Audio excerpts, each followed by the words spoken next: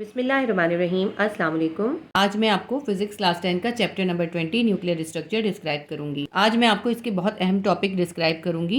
कुछ important topics ऐसे हैं जो क्वेश्चन आंसर में शामिल नहीं है। आज मैं आपको वो इंपॉर्टेंट टॉपिक्स भी कराऊंगी। जब तक आपको ये चैप्टर समझ में नहीं आया होगा, ना आपको इसके न्यूमेरिकल करने आएंगे, ना ही आपको इसके क्वेश्चन आंसर करने आएंगे।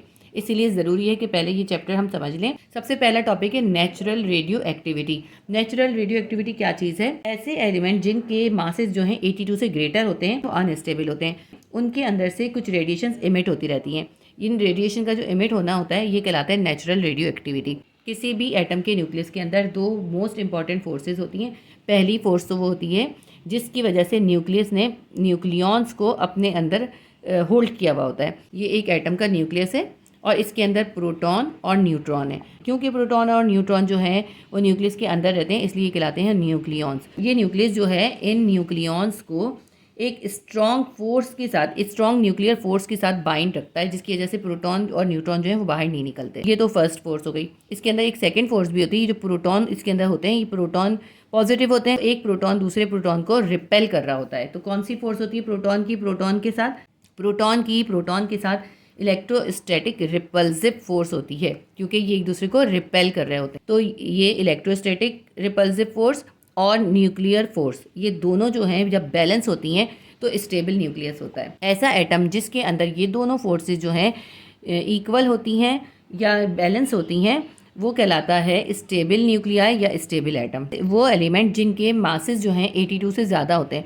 तो मासेस ज़्यादा होने की वजह से क्या होता है, उनके प्रोटॉन ज़्यादा हो जाते हैं। जब प्रोटॉन ज़्यादा हो जाते हैं, प्रोटॉन की इलेक्ट्रोस्टैटिक रिपल्सिव फोर्स जो होती है वो ओवरकम कर लेती है स्ट्रॉन्ग न्यूक्लियर फोर्स के ऊपर, जिसकी वजह से क्या होता है, ये जो उसका न्यूक्लियस होता है वो अनस्टेबल हो जाता है। और वो स्टेबिलिटी हासिल करने के लिए क्या करता है, रेडिएशंस को इमिट करता है, या एनर्जी को या रेडिएशंस को इमिट करता है। अब ये जो रेडिएशंस इसमें से इमिट होती हैं ये 3 तरह की होती हैं, एक अल्फ़ा, बीटा और गामा। ठीक है, इसमें से 3 तरह की रेडिएशंस निकलती हैं, वो कहलाती हैं अल्फ़ा, बीटा और गामा। तो ऐसे एलिमेंट जिनके मासेस ज़्यादा होते हैं, क्योंकि उनके न्यूक्लियस के अंदर दोनों फोर्सेस जो हैं वो बैलेंस नहीं होती, और इसलिए जो होता है इनका न्यूक्लियस जो होता है वो अनस्टेबल हो जाता है, और वो स्टेबिलिटी हासिल करने के लिए रेडिएशंस करते हैं, और वो रेडिएशंस जो है अल्फा, बीटा या फिर गामा रेडिएशंस होती हैं। ये जो फिनोमिना है ये कहलाता है नेचुरल रेडियो एक्टिविटी। और ऐसे एलिमेंट जो कि स्टेबल हैं और जो है वो नॉन रेडियो एक्टिव है, यानी वो उनके अंदर रेडियो एक्टिविटी नहीं हो रही, कोई इमिशन नहीं हो रही, स्टेबल और नॉन रेडियो एक्टिव एलिमेंट्स को भी हम रेडियो एक्टिव एलिमेंट में कन्वर्ट कर सकते हैं। स्टेबल न्यूक्लियाई के एलिमेंट्स को न्यूट्रॉन या फिर अल्फा पार्टिकल यानी हीलियम के साथ इंट्रोड्यूस कराते हैं, जिससे वो रेडियो एक्टिव एलिमेंट्स में कन्वर्ट हो जाते हैं और उनमें से रेडियो एक्टिविटी होनी शुरू हो जाती है, यानी अल्फा, बीटा या फिर गामा रेज की इमिशन होनी शुरू हो जाती है। तो ये तो रेडियो एक्टिविटी मैंने आपको डिस्क्राइब कर दिया। इसके बाद जो है nature of radio active emission हमें बतानी है। तो ये जो रेडियो एक्टिव रेज हैं, इनकी नेचर जो है इसको फाइंड करने के लिए मुख्तलिफ फिजिसिस्ट ने बहुत से एक्सपेरिमेंट करे, और फाइनली आखिर में जाके रदरफोर्ड ने इस एक्सपेरिमेंट के कंक्लूजन के अंदर अल्फा, बीटा और गामा रेज की नेचर को जो है डिस्क्राइब करा। ये जो एक्सपेरिमेंट है इसकी अलग से वीडियो जो है फिजिक्स क्लास 10 की प्लेलिस्ट में आप सर्च कर सकते हैं, उसके अंदर आपको मिल जाएगी। उसमें मैंने बहुत अच्छी तरह डिस्क्राइब भी करा है और इसका रिटन तरीका भी समझाया कि आप इसको कैसे लिखेंगे। फिलहाल मैं आपको इसको शॉर्टली डिस्क्राइब करूंगी। इस एक्सपेरिमेंट को कंडक्ट करने के लिए उसने 2 मेटल प्लेट्स ली। उसने एक मेटल प्लेट को पॉजिटिव टर्मिनल से कनेक्ट किया और एक प्लेट को नेगेटिव टर्मिनल से कनेक्ट किया। इनको हाई वोल्टेज सप्लाई करा, तो इस तरह इन दोनों प्लेट्स के दरमियान जो है इलेक्ट्रिक फील्ड जो है वो प्रोड्यूस हो गई। तो उसने एक रेडियो एक्टिव सब्सटेंस को एक लेड बॉक्स के अंदर रख के उस लेड बॉक्स को जो है इन दोनों प्लेट्स की इलेक्ट्रिक फील्ड के अंदर रख दिया। ठीक है, और जो ये लेड बॉक्स था इसके अंदर उसने एक सुराख जो है वो छोड़ दिया था ताकि इसकी रेडिएशंस बाहर आ सकें। ठीक है, उसके बाद उसने क्या देखा, कुछ रेडिएशंस जो थी वो नेगेटिव प्लेट की तरफ चली गई, कुछ रेडिएशंस जो थी वो सीधी चली गई, और कुछ रेडिएशंस जो थी वो पॉजिटिव प्लेट की तरफ चली गई। जो रेडिएशन नेगेटिव प्लेट की तरफ गई उनको नाम दिया गया अल्फा रेडिएशन या अल्फा पार्टिकल, और ये मालूम हुआ कि क्योंकि वो नेगेटिव प्लेट की तरफ गई हैं इसलिए इसका मतलब है उनके ऊपर जो है पॉजिटिव चार्ज है। और जो रेडिएशंस पॉजिटिव प्लेट की तरफ गई उनके ऊपर जो था नेगेटिव चार्ज था, इसीलिए वो पॉजिटिव प्लेट की तरफ गई और उनको नाम दिया गया बीटा पार्टिकल या बीटा रेज। और जो रेडिएशन सीधी स्ट्रेट गई थी, जिन्होंने जो डिफ्लेक्ट नहीं हुई थी इस इलेक्ट्रिक फील्ड के अंदर, उनको नाम दिया गया गामा रेज। ये जो गामा रेज हैं ये क्योंकि इलेक्ट्रिक फील्ड में नेगेटिव और पॉजिटिव दोनों तरफ डिफ्लेक्ट नहीं हुई, इसलिए इनके ऊपर कोई चार्ज नहीं है। और अल्फा क्योंकि नेगेटिव की तरफ डिफ्लेक्ट हुई हैं तो अल्फा के ऊपर पॉजिटिव चार्ज है, और बीटा जो है पॉजिटिव की तरफ डिफ्लेक्ट हुई हैं, इसलिए बीटा के ऊपर नेगेटिव चार्ज है। जो अल्फ़ा हैं ये जो अल्फ़ा रेज हैं, क्योंकि इनके ऊपर पॉजिटिव चार्ज है, ये हीलियम के न्यूक्लियस कहलाते हैं और इनके अंदर 2 प्रोटॉन और 2 न्यूट्रॉन होते हैं। और ये जो बीटा रेज हैं, ये क्योंकि पॉजिटिव प्लेट की तरफ डिफ्लेक्ट हुई हैं, इसलिए इनके ऊपर नेगेटिव चार्ज है। जो गामा रेज हैं, ये इलेक्ट्रोमैग्नेटिक रेडिएशंस हैं और इलेक्ट्रोमैग्नेटिक रेडिएशंस की जो स्पीड होती है वो लाइट की स्पीड के बराबर होती है। क्योंकि इनकी फ्रीक्वेंसी अल्ट्रा हाई होती है, इसलिए इनकी स्पीड भी बहुत ज़्यादा होती है। इनकी स्पीड सबसे ज़्यादा होती है और इनकी पेनिट्रेटिंग पावर भी सबसे ज़्यादा होती है। एक इंपॉर्टेंट टॉपिक मैंने आपको डिस्क्राइब कर दिया। इसके बाद मैं आपको बताती हूँ कि आयनाइजेशन क्या चीज़ है। जब किसी एटम से अल्फा बीटा या गामा रेज की रेडिएशन होती है, तो उनके रास्ते में जो भी इलेक्ट्रॉन आ रहा होता है ना इमिट होते हुए, तो वो उस इलेक्ट्रॉन को क्या करते हैं, नॉकआउट कर देते हैं, उनको भी बाहर निकाल देते हैं। जब किसी भी एटम में से इलेक्ट्रॉन कम हो जाएगा या इलेक्ट्रॉन ज़्यादा हो जाएगा, तो क्या होता है, उसके ऊपर चार्ज आ जाता है। इसको कहते हैं ionisation of an atom. Definition देखिए क्या लिखी हुई, the phenomena by which radiation split matter into positive and negative ion is called ionisation. जब रेडिएशन की वजह से मैटर जो है पॉजिटिव या नेगेटिव आयन में स्प्लिट हो जाता है, उसे कहते हैं आयनाइजेशन। तो अल्फा पार्टिकल जो हैं वो उनकी आयनाइजेशन पावर जो होती है वो सबसे ज़्यादा होती है, यानी सबसे ज़्यादा किसी एटम को जो रेडिएशन आयनाइज करती हैं वो है अल्फा। और अल्फ़ा के बाद सेकंड नंबर पे जो होते हैं बीटा होती हैं, उनकी आयनाइजेशन पे पावर जो होती है वो अल्फ़ा से कम होती है, लेकिन गामा से ज़्यादा होती है। सबसे कम आयनाइजेशन पावर जो होती है वो गामा की होती है, गामा रेस की, यानी गामा रेस किसी एटम को सबसे कम आयोनाइज करती हैं। ठीक है, उसकी वजह क्या होती है, उसकी वजह ये होती है कि गामा के ऊपर कोई भी चार्ज नहीं होता, वो जो होती है न्यूट्रल होती है, इस वजह से वो किसी एटम की आयनाइजेशन नहीं करती। ठीक है, तो मैं आपको ये दोबारा पढ़ के बता देती हूँ। आपने ये डेफिनेशन करनी है, अगर ये क्वेश्चन में नहीं हो तब भी कर लीजिएगा।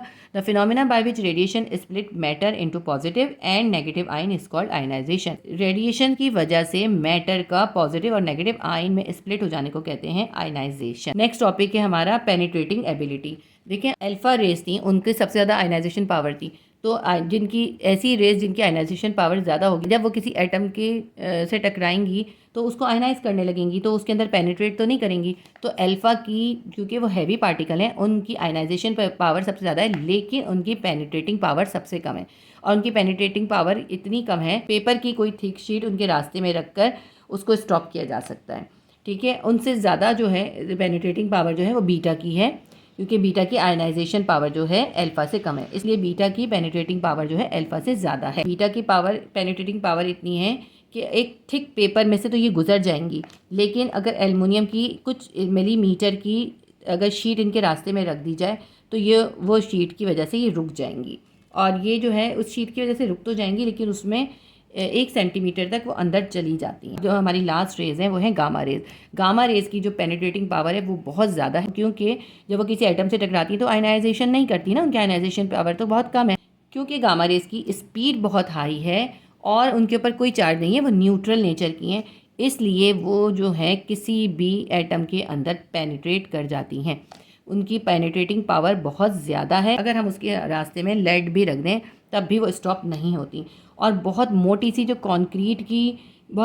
कंक्रीट की कोई दीवार वगैरह हो तो वो उससे उनकी इंटेंसिटी थोड़ी बहुत कम हो जाती है। आयनाइजेशन में अगर हम लिखें तो अल्फ़ा की सबसे ज़्यादा थी, बीटा की उससे कम थी और गामा की सबसे कम थी, ये आयनाइजेशन करता। ठीक है, और अगर हम पेनिट्रेटिंग पावर लिखें तो पेनिट्रेटिंग पावर गामा की सबसे ज़्यादा है, उससे कम जो है बीटा की है और सबसे कम जो है वो अल्फ़ा पार्टिकल्स की है। ये हमने आयनाइजेशन का कंपैरिजन लिखा है, ये हमने पेनिट्रेटिंग पावर का कंपैरिजन लिखा है।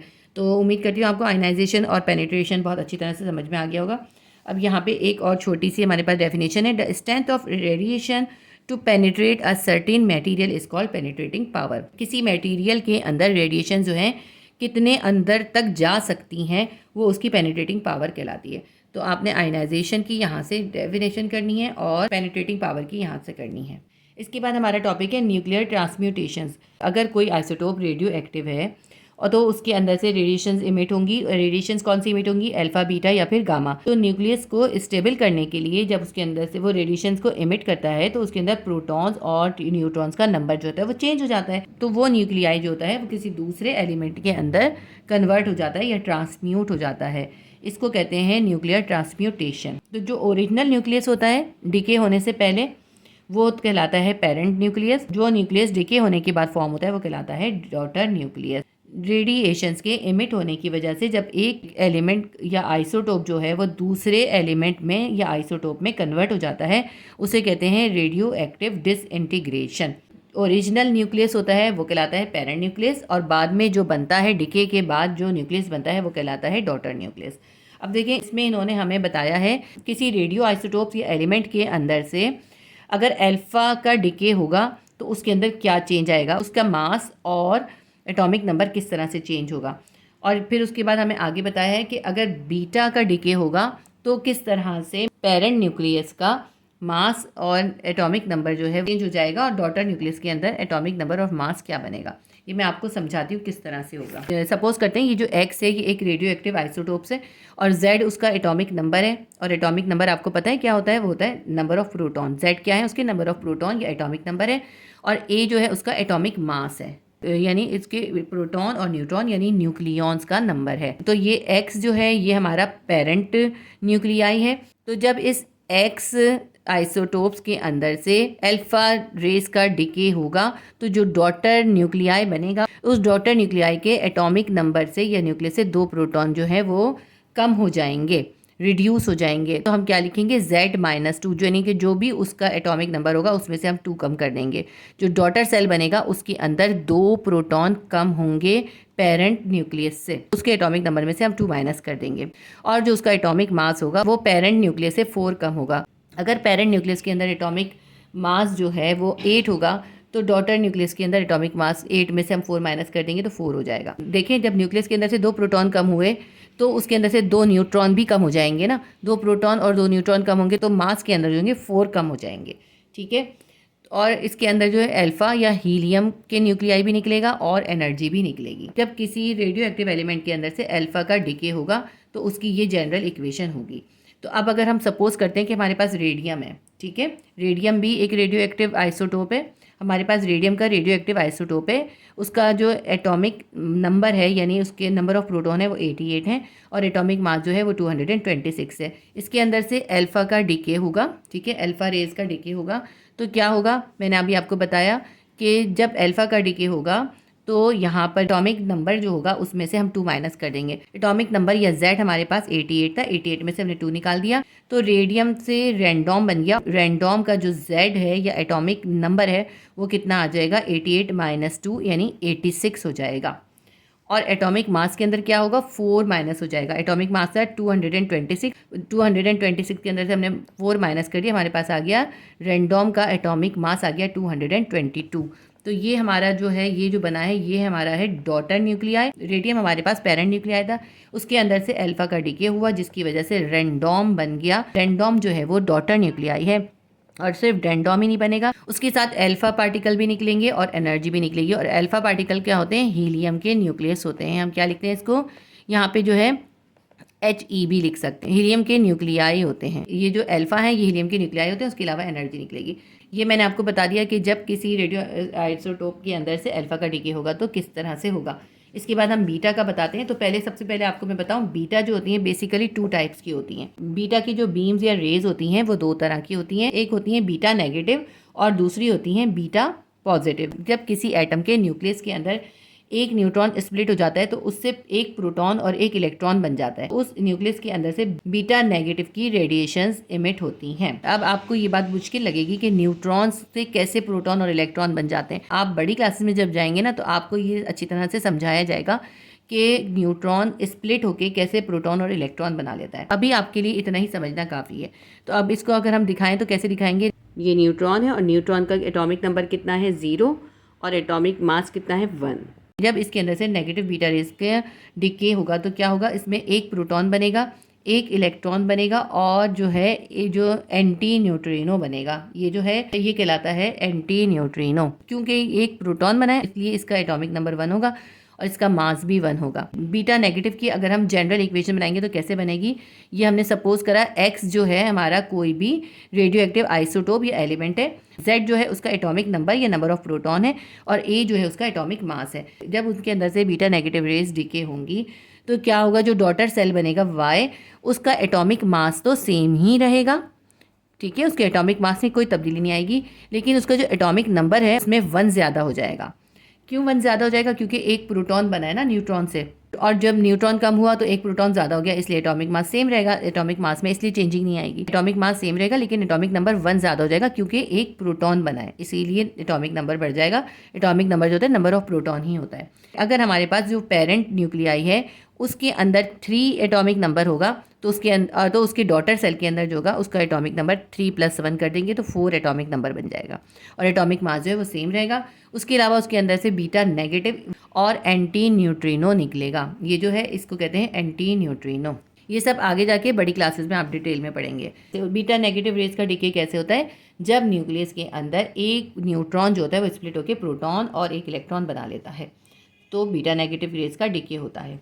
ठीक है, लेकिन बीटा पॉजिटिव रेज का डिके कब होता है? जब जो होता है प्रोटॉन स्प्लिट हो जाता है, प्रोटॉन स्प्लिट होके एक न्यूट्रिनो और एक पॉजिट्रॉन बनाता है, जो कि एक पॉजिटिव पार्टिकल है और इसका मास इलेक्ट्रॉन के बराबर होता है, मगर उस पर ऑपोजिट चार्ज होता है। ये जो बीटा पॉजिटिव का डिके होता है ये बहुत कम होता है, वेरी रेयरली, क्योंकि इसके लिए बहुत एक्स्ट्रा अमाउंट की एनर्जी चाहिए होती है। जबकि बीटा नेगेटिव का जो इमिशन होता है वो स्पॉन्टेनियसली होता है, लेकिन बीटा पॉजिटिव का इमिशन जो होता है क्योंकि इसके लिए बहुत हाईली एनर्जी रिक्वायर्ड होती है, इसलिए ये बहुत कम होता है। जब बीटा पॉजिटिव रे का डिके होगा किसी भी रेडियो आइसोटोप्स के अंदर से, एक न्यूट्रॉन बन जाएगा और एक बीटा पॉजिटिव बन जाएगा और एक न्यूट्रिनो बन जाएगा। देखें, ये एंटी न्यूट्रिनो था और ये क्या है? ये है न्यूट्रिनो। इसके ऊपर नेगेटिव चार्ज साइन था, इसके ऊपर कोई साइन नहीं है, तो ये न्यूट्रिनो बन जाएगा।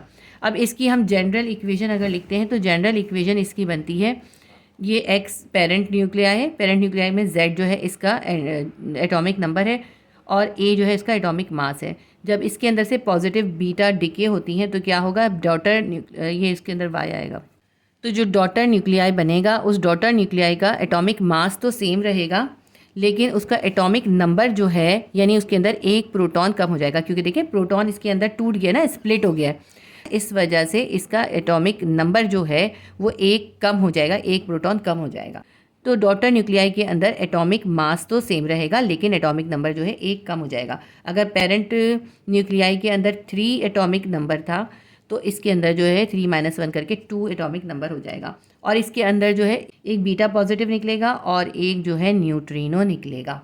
अब इन दोनों में ये फ़र्क है, बीटा नेगेटिव के अंदर न्यूट्रॉन स्प्लिट हो रहा है, एक प्रोटॉन और नेगेटिव बीटा और एंटी न्यूट्रिनो बन रहा है, और बीटा पॉजिटिव के अंदर जो है प्रोटॉन स्प्लिट हो रहा है, एक न्यूट्रॉन और एक बीटा पॉजिटिव और न्यूट्रिनो बन रहा है। बीटा नेगेटिव रेडिएशन के अंदर जो है मास जो है सेम रहेगा और एटॉमिक नंबर जो है वो उसमें एक ज़्यादा हो जाएगा, जबकि बीटा पॉजिटिव के डिके के अंदर डॉटर सेल में मास तो सेम रहेगा, लेकिन उसका एटॉमिक नंबर जो है वो एक कम हो जाएगा। तो उम्मीद करती हूँ आपको ये समझ में आ गया होगा, लेकिन इसका क्वेश्चन भी है इंशाल्लाह ताला। अगर कुछ समझ में नहीं आया तो फिर आपको ये क्वेश्चन में समझ में आ जाएगा, मैं क्वेश्चन में भी आपको इसको एक्सप्लेन करूँगी। इसके बाद हमारा टॉपिक है बैकग्राउंड रेडिएशन। हमारी अर्थ में एटमॉस्फेयर के अंदर जो है स्मॉल अमाउंट में रेडिएशंस होती रहती हैं, और ये रेडिएशंस जो होती हैं वो आम तौर पे सॉइल से, रॉक से, एयर से, बिल्डिंग मटेरियल से, फूड से, ड्रिंक से और जो है स्पेस से भी होती हैं। ये कहलाती हैं नेचुरल रेडिएशंस। ठीक है, these natural radiations that come from the surrounding are called background radiation. जो हमारी सराउंडिंग में इन मुख्तलिफ चीज़ों से जो रेडिएशन निकल रही होती हैं वो कहलाती हैं नेचुरल रेडिएशन। उसके अलावा जो हमारी प्लेनेट अर्थ है ना, उसकी आउटर स्पेस के अंदर भी कुछ ख़ास रेडिएशंस होती हैं जो कहलाती हैं कॉस्मिक रेडिएशंस। ये जो कॉस्मिक रेडिएशंस होती हैं इसके अंदर जो है इलेक्ट्रॉन्स, प्रोटॉन्स, अल्फा पार्टिकल और लार्जर न्यूक्लियाई भी होते हैं। ये जो कॉस्मिक रेडिएशंस होती हैं ये एटमॉस्फेयर के एटम के साथ इंटरेक्ट करके क्या करती हैं? रेडिएशंस का शावर ऑफ रेडिएशंस बना लेती हैं। ठीक है, यानी ये जो कॉस्मिक रेडिएशंस हैं जो कि स्पेस के अंदर पाई जाने वाली कॉस्मिक रेडिएशंस हमारी अर्थ के एटमॉस्फेयर के एटम के साथ इंटरेक्ट करके जो रेडिएशंस का शावर क्रिएट करती हैं। इस रेडिएशन के शावर के अंदर जो है एक्सरेज भी होती हैं, म्यूॉन्स भी होते हैं, प्रोटॉन्स, अल्फा पार्टिकल, इलेक्ट्रॉन्स और न्यूट्रॉन, ये तमाम जो हैं बेसिक पार्टिकल्स इसके अंदर होते हैं। किसी रेडियो एक्टिव सब्सटेंस का जो डिके हो रहा होता है, अगर उसके अंदर कोई एनवायरमेंटल फैक्टर का इन्फ्लुएंस ना हो तो उसको कहते हैं स्पॉन्टेनियस डिके। ठीक है, स्पॉन्टेनियस डिके की क्या डेफिनेशन है? The spontaneous decay is a process in which environmental factors can not influence, या किसी एक्सटर्नल एनवायरमेंटल फैक्टर के इन्फ्लुएंस के बगैर जो कोई डिके हो रहा होता है वो कहलाता है स्पॉन्टेनियस डिके। ये जो रेडियो एक्टिव डिके होता है ये नेचुरली होता है और इसको हम पहले से प्रिडिक्ट नहीं कर सकते कि किसी भी न्यूक्लियस को लेकर कि ये न्यूक्लियस कितने टाइम के बाद जो है डिसइंटीग्रेट हो जाएगा। और ये जो रेडियो एक्टिविटी का प्रोसेस होता है ना, इसके ऊपर प्रेशर, टेम्परेचर, केमिकल कंडीशन और दूसरी फिजिकल कंडीशन का कोई असर नहीं होता। मुख्तलिफ न्यूक्लियाई के अंदर डिसइंटीग्रेशन जो होती है उनका रेट मुख्तलिफ होता है। उसके बाद जो है रैंडम डिके की भी यहाँ पे डेफिनेशन है। रैंडम डिके की हम डेफिनेशन लिखेंगे, a random decay is a process in which the exact time of decay of nucleus can not be predicted. तो ये रैंडम डिके एक वो प्रोसेस है जिसके अंदर हम ये नहीं बता सकते कि कोई न्यूक्लियस जो है उसका डिके कब होगा, हम उसको प्रिडिक्ट नहीं कर सकते। इसके बाद हमारे पास जो टॉपिक है वो है हाफ लाइफ।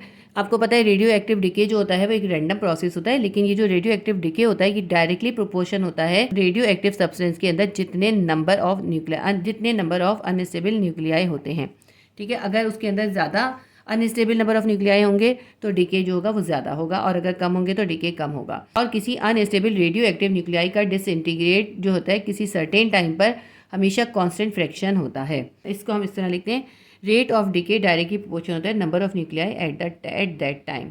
उस टाइम पर जिस टाइम पे हम निकाल रहे हैं उस टाइम पर जितने नंबर ऑफ न्यूक्लियाई हैं वो डायरेक्टली प्रोपोर्शनल होंगे रेट ऑफ डिके के। रेट ऑफ डिके को हम कैसे लिखेंगे, delta N divided by delta T.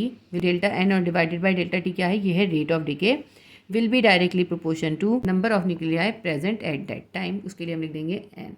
तो ये है इसकी इक्वेशन, ये भी आप आगे जाके पढ़ेंगे। अगर हमारे पास किसी रेडियो एक्टिव आइसोटोप का सैंपल है तो जितने टाइम के अंदर उस सैंपल की हाफ अमाउंट जो है वो डिके होगी वो उस रेडियो एक्टिव आइसोटोप की हाफ लाइफ कहलाएगी। तो हाफ लाइफ की आप डेफिनेशन यहाँ से लिखेंगे। ठीक है, इसके अंदर ये मैंने आपको सिर्फ समझाया, आपने लिखना सिर्फ ये है, the half life of a radioactive isotope is the time taken for half of the nuclei present in any given sample to decay. यानी किसी भी सैंपल के अंदर जितने टाइम के अंदर हाफ न्यूक्लियाई जो है वो डिके होंगे उस रेडियो एक्टिव एलिमेंट की या उस रेडियो एक्टिव आइसोटोप की हाफ लाइफ कहलाएगी। जैसे इन्होंने हमें एग्जांपल दिए, हमारे पास आयोडीन 131 का रेडियो आइसोटोप है। ठीक है, तो इसकी अगर हमारे पास कुछ मखसूस सैंपल गिवन हो और उसको हम डिके होने के लिए छोड़ दें तो 8 दिन के अंदर जो है उसका हाफ अमाउंट जो है वो डिके हो जाएगा। यानी उसकी हाफ लाइफ कितनी है, 8 डेज़ है। तो आयोडीन 131 की हाफ लाइफ कितनी है, 8 डेज़ है। तो इसका मतलब है कि 8 दिन के अंदर जो है आधी अमाउंट आयोडीन की जो है वो कन्वर्ट हो जाएगी दूसरे एलिमेंट में, यानी कि उसकी क्या हो जाएगी, डिसइंटीग्रेशन हो जाएगी और वो अपने से एक लाइटर एलिमेंट के अंदर चेंज हो जाएगी 8 दिन के अंदर। तो 8 दिन के अंदर हाफ अमाउंट जो होगी आयोडीन 131 की वो कन्वर्ट हो जाएगी दूसरे एलिमेंट के अंदर। तो अब इस आयोडीन 131 का जो हाफ रिमेनिंग अमाउंट है उसको डिके होने में मज़ीद 8 दिन लगेंगे। ठीक है, तो ये कहलाती है हाफ लाइफ ऑफ एलिमेंट। मुख्तलिफ एलिमेंट्स की हाफ लाइफ मुख्तलिफ होती है, इसमें इन्होंने बहुत सारे हमें इसमें गिवन किए।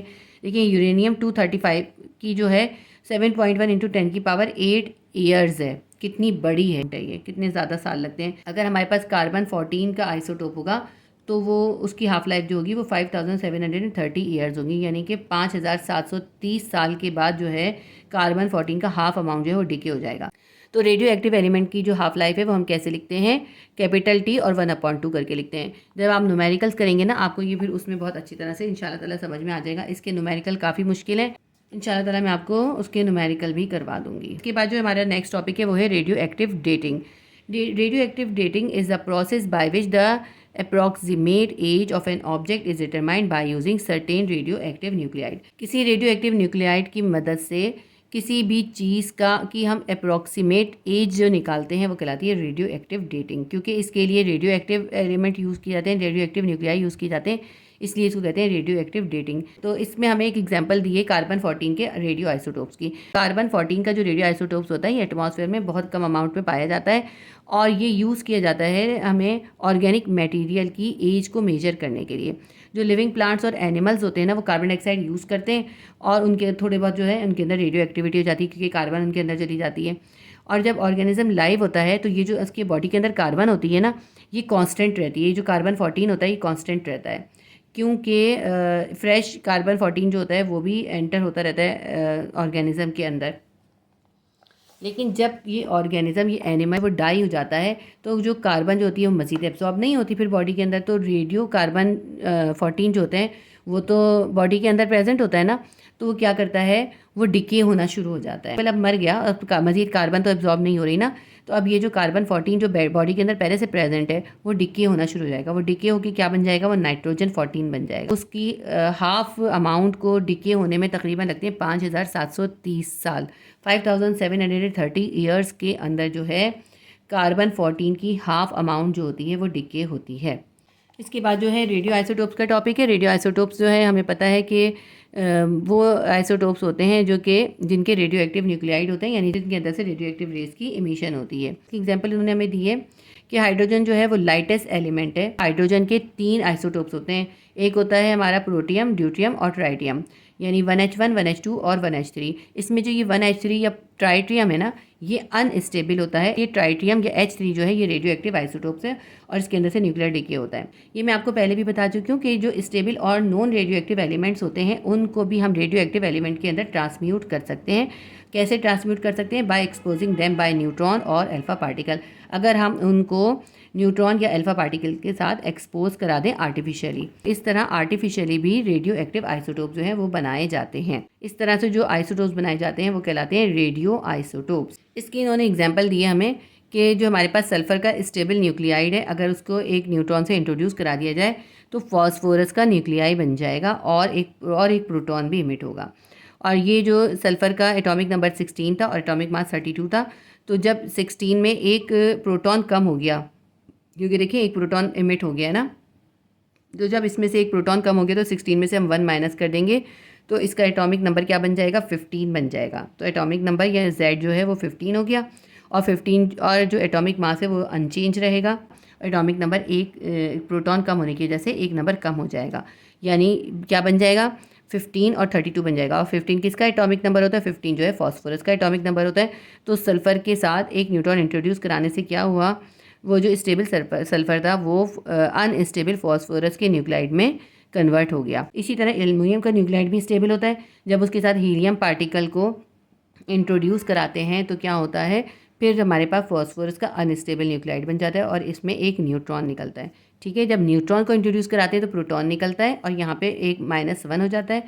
और जब हीलियम के साथ एल्युमिनियम को इंट्रोड्यूस कराते हैं तो जो होता है एक न्यूट्रॉन निकलता है और फॉस्फोरस का अनस्टेबल न्यूक्लाइड बनता है। ये जो पेरेंट न्यूक्लियाई जब इसको हीलियम के साथ इंट्रोड्यूस कराते हैं तो जो नया हमारे पास न्यूक्लियाई बनता है, डॉटर न्यूक्लियाई, वो बनता है फॉस्फोरस का। तो उसके अंदर क्या चेंज होता है, उसके अंदर जो होता है 2 प्रोटॉन ऐड हो जाते हैं और ये जो Z है वो 13 के बजाय 15 हो जाता है। इसी तरह जो एल्युमिनियम का एटॉमिक मास 27 है उसके अंदर 3 ऐड हो जाता है और जो है इसका फॉस्फोरस का एटॉमिक मास बन जाता है 13। ये जो फॉस्फोरस का आइसोटोप है ये भी अनस्टेबल आइसोटोप है। ये P32 और P30 ये आर्टिफिशियली प्रोड्यूस किए जाने वाले रेडियो आइसोटोप्स हैं। इनको आर्टिफिशियली प्रोड्यूस किया जाता है। इसके बाद हमारे 2 बहुत इंपॉर्टेंट टॉपिक हैं, वो हैं फिजन और फ्यूजन और चेन रिएक्शन। ये तीनों टॉपिक्स आपने बहुत अच्छे से करने। अगर इसका कोई क्वेश्चन नहीं भी है तब भी आपने फिजन और फ्यूजन और चेन रिएक्शन बहुत अच्छे से करना है और इसकी इक्वेशन के साथ करना है। तो मैं अभी आपको मार्क करा दूंगी कैसे करना है। पहले मैं आपको समझा दूं। Nuclear reactions are processes in which 1 or more nuclide are produce from the collision between 2 atomic nuclei. जब 2 एटॉमिक न्यूक्लियाई के दरमियान में कोलिजन या टकराव होता है तो उसकी वजह से न्यूक्लियर रिएक्शन का प्रोसेस होता है और उस न्यूक्लियर रिएक्शन के प्रोसेस में एक या एक से ज़्यादा न्यूक्लियाइड जो हैं वो प्रोड्यूस होते हैं। The nuclide produced from nuclear reaction are different from the interaction nuclei और parent nuclei। जो ये न्यूक्लियाई प्रोड्यूस होते हैं ना किसी न्यूक्लियर रिएक्शन के नतीजे में, वो अपने पेरेंट न्यूक्लियाई से काफ़ी डिफरेंट होते हैं। 2 notable nuclear reaction are nuclear fission and nuclear fusion reaction. तो जो 2 खास न्यूक्लियर रिएक्शंस हैं उनमें से एक है न्यूक्लियर फिजन और दूसरा है न्यूक्लियर फ्यूजन। तो सबसे पहले हम पढ़ेंगे न्यूक्लियर फिजन। न्यूक्लियर फिजन वो केमिकल रिएक्शन होता है जिसमें कोई हैवी न्यूक्लियस जो होता है वो एक न्यूट्रॉन को एब्जॉर्ब करता है और उसके एब्जॉर्ब करने की वजह से वो हैवी न्यूक्लियस स्प्लिट होकर 2 या 2 से ज़्यादा छोटे न्यूक्लियाई बना लेता है और उसके अंदर एनर्जी भी रिलीज होती है। इसकी आप डेफिनेशन जो है यहाँ से यहाँ तक लिखेंगे, मैं इसको रीड कर लेती हूँ। Nuclear fission occurs when a heavy nucleus such as uranium 235 absorbing a slow moving neutron. जब एक हैवी न्यूक्लियस जैसा कि यूरेनियम 235 है वो अगर एक स्लो मूविंग न्यूट्रॉन को एब्जॉर्ब कर लेता है तो स्प्लिट और fission into 2 smaller nuclei with the release of energy. तो वो स्प्लिट हो जाता है या उसके अंदर फिजन का रिएक्शन हो जाता है और वो 2 छोटे न्यूक्लियाई के अंदर कन्वर्ट हो जाता है और एनर्जी रिलीज होती है। इसकी एग्जाम्पल जो है हमें यूरेनियम 235 से समझाइए। मैं आपको इसको समझाती और आपने जो है इसकी ये इक्वेशन लाजमी तौर पे लिखनी है, इसके मार्क्स होते हैं, ये इक्वेशन लिखनी बहुत ज़रूरी होती है। ये आपकी बुक में पेज नंबर 224 पे भी लिखी हुई है। देखिए ये है यूरेनियम 235 और उसका एटॉमिक मास तो 235 है, एटॉमिक नंबर 92 है। जब ये एक स्लो मूविंग न्यूट्रॉन को एब्जॉर्ब कर लेता है तो क्या होगा, इसका जो मास है ना उसके अंदर उसके मास के अंदर एक प्रोटॉन जो है वो ऐड हो जाएगा। तो क्या बन जाएगा, यूरेनियम 236 और 92 बन जाएगा। तो जैसे ही यूरेनियम 236 का आइसोटोप बनेगा, एक लम्हे से भी कम टाइम के अंदर, 1 सेकंड से भी कम टाइम के अंदर ये स्प्लिट हो जाएगा। स्प्लिट होके ये बना लेगा Kr बना लेगा और बेरियम बनाएगा और इसमें से 3 न्यूट्रॉन भी एमिट होंगे। ये जो Kr होगा इसका मास नंबर होगा 144 और जो इसका एटॉमिक नंबर होगा 56 होगा, और बेरियम जो होगा इसका मास नंबर होगा 89 और इसका जो एटॉमिक नंबर होगा वो 36 होगा। आप इस 56 को और 36 को प्लस करें तो 92 बनता है। तो देखिए 92 स्प्लिट होके 56 और 36 में कन्वर्ट हो गया। इसी तरह आप 144 और 89 को प्लस करें तो ये बनेगा 233। आइसोटोप का मास है 236 और जबकि ये इन दोनों का अगर हम मास कंबाइन करते हैं तो ये बनता है 144 प्लस 89, ये बनता है 233। तो इसका मास क्यों कम हो गया, इसका मास जो है इसलिए कम हो गया क्योंकि इसके अंदर से 3 न्यूट्रॉन भी रिलीज होंगे। यूरेनियम 235 के ऊपर ने जब एक स्लो मूविंग न्यूट्रॉन को एब्जॉर्ब करा तो यूरेनियम 236 बना, जो कि लम्हे से भी कम हिस्से के कम टाइम के अंदर Kr और बेरियम में स्प्लिट हो गया और 3 न्यूट्रॉन भी इसके अंदर एमिट होंगे। ये जो 3 न्यूट्रॉन होंगे ये आगे जाके मज़ीद 3 यूरेनियम एटम के साथ एब्जॉर्ब हो जाएंगे और फिर हर एक, जब ये 3 जाके 3 के साथ एब्जॉर्ब होंगे तो हर एक में से 3-3 न्यूट्रॉन निकलेंगे। तो कितने हो जाएंगे ये, तो फिर 9 न्यूट्रॉन हो जाएंगे। इस रिएक्शन की स्कीमेटिक डायग्राम अगर हम बनाएं तो देखें ऐसे बनेगी कि एक स्लो मूविंग न्यूट्रॉन यूरेनियम 235 के अंदर एब्जॉर्ब हुआ जिससे यूरेनियम 236 बना। ये जो यूरेनियम 236 का आइसोटोप बना ये स्प्लिट हो गया बेरियम में और Kr में, और उसके अलावा इसके अंदर जो है ये 3 न्यूट्रॉन भी एमिट हुए। अब ये जो 3 न्यूट्रॉन है ना ये आगे जाके मजीद एटम के साथ न्यूक्लियर रिएक्शन करेंगे। जब ये एक न्यूट्रॉन एक और यूरेनियम एटम के साथ न्यूक्लियर रिएक्शन करेगा तो फिर इसके अंदर से 3 न्यूट्रॉन निकलेंगे। इसी तरह 1 से 3 न्यूट्रॉन बन जाएंगे, हर एक से 3 न्यूट्रॉन निकलेंगे। अब ये देखें आप, एक न्यूट्रॉन से 3 न्यूट्रॉन एमिट हुए और 3 न्यूट्रॉन की वजह से जो है 9 न्यूट्रॉन जो है एमिट होंगे। इस तरह ये न्यूक्लियर रिएक्शन जो है आगे चलता जाएगा, इसको कहते हैं चेन रिएक्शन। इसी तरह ये न्यूट्रॉन की तादाद जो है बढ़ती जाएगी और ये जो रिएक्शन जो है ये कंटिन्यूसली चलता जाएगा और बढ़ता चला जाएगा, इसे कहते हैं चेन रिएक्शन। ठीक है, ये चेन रिएक्शन मैंने आपको बना के दिखा दिया। आप चाहे इस तरह भी बना सकते हैं और बुक से भी आप देख लीजिएगा। अगर आपको बुक से कोई डायग्राम समझ में ना आए ना तो आप इंटरनेट से निकाल के देखा करें, गूगल कर लिया करें, गूगल से बहुत अच्छी डायग्राम्स मिल जाती हैं हमें। ये मैंने आपको जो है न्यूक्लियर फिजन डिस्क्राइब करा है, यहाँ से यहाँ तक लिखेंगे। उसके बाद यूरेनियम की जो मैंने पूरी आपको एग्जांपल बताई है वो सब लिखी हुई है यहाँ पे, उसका फिजन फ्रेगमेंट बनना और ये जो उसकी इक्वेशन है ये इक्वेशन भी लिखेंगे। उसके बाद आप ये स्कीमेटिक डायग्राम बनाएंगे, जो मैंने बनाई है वो भी आप बना सकते हैं। ठीक है, और उसके बाद जो है आप जो है चेन रिएक्शन करेंगे। चेन रिएक्शन जो मैंने आपको डिस्क्राइब करा है ये पूरा आपने डिस्क्राइब करना है और इस तरह चेन रिएक्शन बनाना है।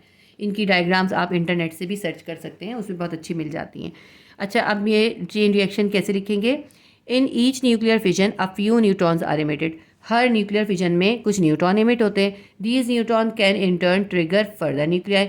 ये न्यूट्रॉन जो होते हैं आगे जाके मजीद न्यूक्लियाई के साथ जो होता है ट्रिगर करते हैं या उनके साथ न्यूक्लियर फिजन करते हैं। To undergo fission with the possibility of a chain reaction, जिसकी वजह से फिजन का जो है चेन रिएक्शन शुरू हो जाता है। ठीक है, यहाँ तक लिखेंगे रिएक्शन तक। उसके बाद लिखेंगे if the chain reaction is not control it will explode releasing massive energy. अगर चेन रिएक्शन को कंट्रोल ना किया जाए तो ये एक्सप्लोजन का सबब भी बन सकता है और इससे बहुत ज़्यादा एनर्जी जो है वो रिलीज़ होती है।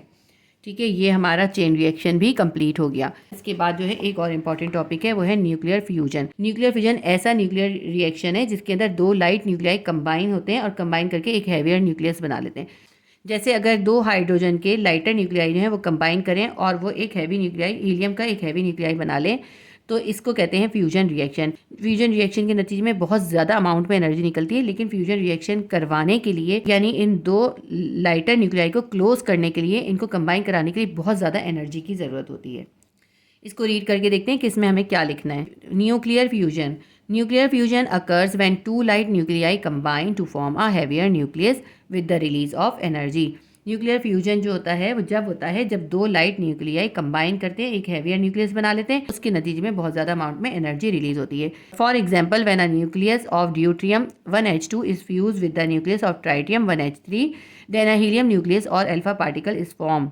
यानी जब हाइड्रोजन के दो आइसोटोप्स यानी ड्यूट्रियम और ट्राइटियम आपस में फ्यूज़ करते हैं तो हीलियम का न्यूक्लियस या फिर अल्फा पार्टिकल फॉर्म होता है। तो हम इसको कैसे लिखेंगे, 1H2 + 1H3 गिव्स 2He4।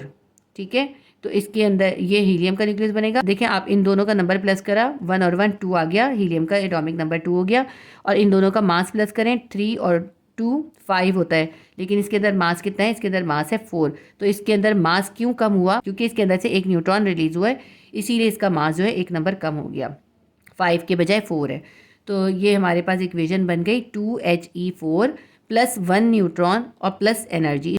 इसकी स्कीमेटिक डायग्राम जो है वो कैसे है, देखें ये ड्यूट्रियम है और ये ट्राइटियम है। ड्यूट्रियम के पास एक प्रोटॉन और एक न्यूट्रॉन है और ट्राइटियम के पास 2 न्यूट्रॉन और एक प्रोटॉन है।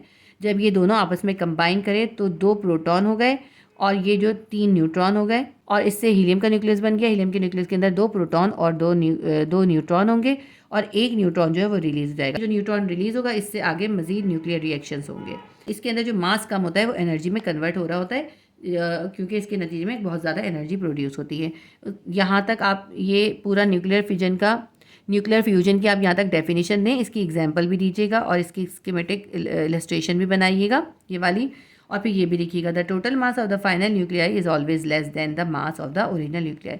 जो फाइनली न्यूक्लियाई बनेगा इसका मास जो है दोनों न्यूक्लियाई के टोटल मास से कम होगा। ये जो लॉस या जो कमी होगी ये जो है एनर्जी की शक्ल में प्रोड्यूस होगी। This loss of mass produce nuclear energy. ये जो लॉस मास का जो लॉस है ये न्यूक्लियर एनर्जी की शक्ल में प्रोड्यूस होगा।